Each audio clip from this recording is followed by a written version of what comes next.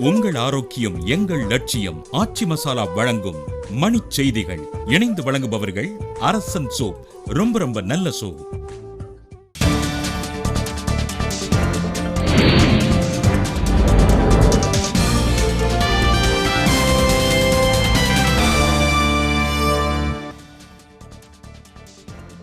ரமலான் திருநாள் கொண்டாடும் இஸ்லாமிய பெருமக்களுக்கு பிரதமர் நரேந்திர மோடி வாழ்த்து.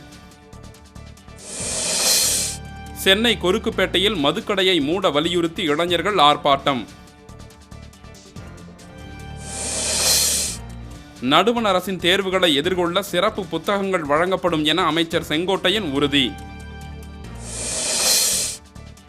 அனைத்திந்திய மருத்துவ மாணவர் சேர்க்கை இடஒதுக்கீட்டில் அநீதி நடந்துள்ளதாக அன்புமணி ராமதாஸ் குற்றச்சாட்டு.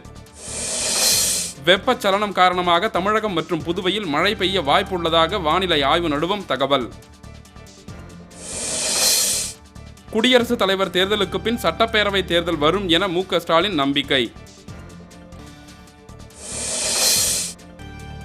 சென்னை உயர்நீதிமன்றத்திற்கு புதிதாக நியமிக்கப்பட்டுள்ள 6 நீதிபதிகள் 28ஆம் தேதி பதவி ஏற்பார்கள் என தகவல். எடப்பாடி அணி நாடாளுமன்ற உறுப்பினர்களுக்கு அதிமுக சட்டத்திட்டம் பற்றி தெரியவில்லை என தினகரன் அணி குற்றச்சாட்டு. நெகிழி மறுசுழற்சி செய்வதற்கு வரி விலக்கு அளிப்பது குறித்து பரிசீலனை. நிர்மலா சீதாராமன் விளக்கம். ஆஸ்திரேலிய ஓபன் இறகுப்பந்து போட்டியில் வாகையர் பட்டம் வென்றார் இந்திய வீரர் ஸ்ரீகாந்த். உங்கள் ஆரோக்கியம் எங்கள் லட்சியம். ஆச்சி மசாலா வழங்கிய மணிச் செய்திகள்.